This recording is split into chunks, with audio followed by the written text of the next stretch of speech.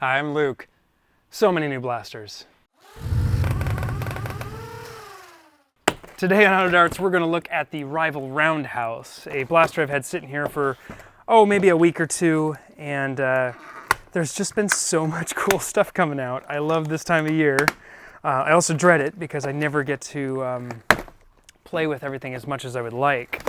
I love seeing Hasbro keep trying new things with Rival. I am glad to see that it's not going anywhere. I knew that it had been very popular because probably about half the sales on my shop involve Rival in some way. If I had to break it out by the type of blaster, Rival versus Elite. So the Roundhouse is a pretty neat mechanism. It's got 5 tubes, each holds 3 balls. You load a little bit like an Artemis, and I think it's just a cool mechanic. I have not had a chance to play with this much, but I've seen a little bit of info from people out there. It's fairly easy to load. I wouldn't say it's any better or easier than the Artemis, but it does have kind of a cool look, being that it's like it's kind of like a revolver. It's not really a revolver, but it's a pretty neat blaster. I think it's fun seeing Hasbro actually try something new and more unique rather than just reskin or recolor or repaint or whatever. And apparently I'm not doing a very good job of loading this because I can't figure out which one has not been fully loaded. It's this one. All right.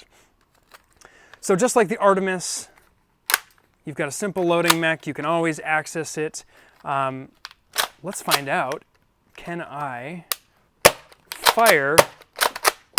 Okay, so that's a pretty sweet feature too. You can have this partially open and be loading and still be able to fire.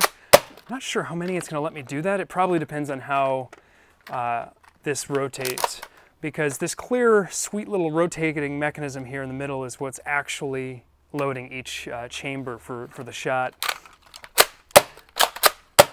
I'm going to assume performance is pretty standard, Rival performance. I don't know what they're claiming. Let's take a look here. They're claiming 90 FPS, so it might be a little lighter, but we all know we're going to throw a K26, K25 in here and make that happen. Ergonomics-wise, the grip is very comfortable, actually. It feels a lot like the Kronos, which is a grip that I like quite a bit. Not the best thing I've ever felt, but very good. Also welcomed is this grip up top here. It's nice and chunky for my larger hands. This is much, much easier to prime than the stock Kronos grip. So clearly they either listened to us or they were aware that the other blaster was harder for some people to prime. But 15 round capacity in a cool little somewhat compact blaster, I think it's a pretty good buy. I'm excited to mod this. I will be playing with this at the next game, along with many other blasters.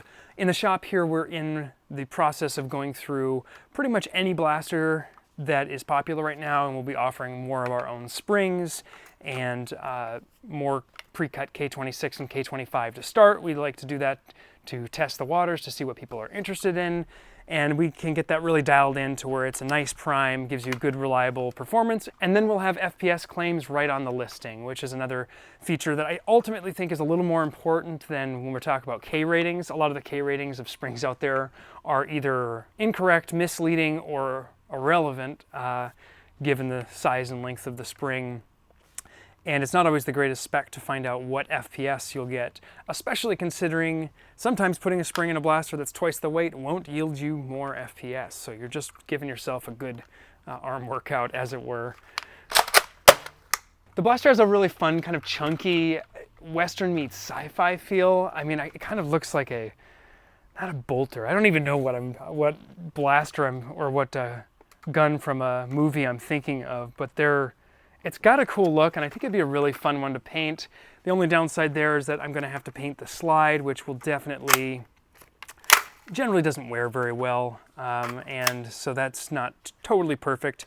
I do think it would be pretty easy for somebody to make an extended magazine for this.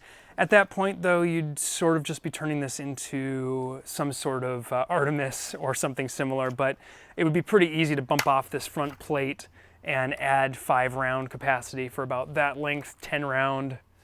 And by 5, I actually mean another 5, so that would be 30. That would be probably 45 rounds there. Could be a kind of a neat idea, but since the prime is still back here, at some point you're going to get pretty front heavy. So I hope someone else does that. I don't think it's a mod that I'm going to pursue myself, but I would love to see what people come up with.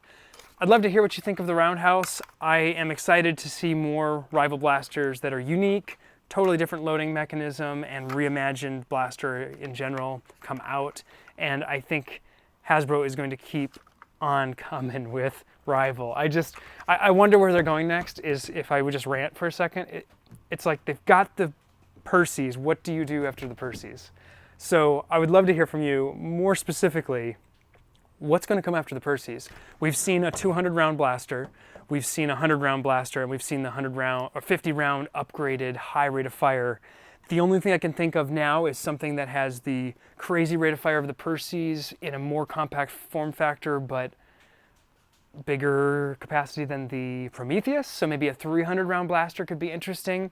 I would love to see them do a proton pack, even though I'm releasing my own, but I think there's a cost thing there that is likely not to happen. And the main thing is that the ammo itself just costs them so much and they put so much value in it that I just can't see them releasing a blaster that has a 500 round capacity without that blaster also costing $300 to $400 or something, and that would be totally unprecedented. So I'd love to hear your thoughts on where you think Hasbro is going next with Rival. Hope you enjoyed this look and brief review of the Roundhouse. Until next time, I'm out of darts.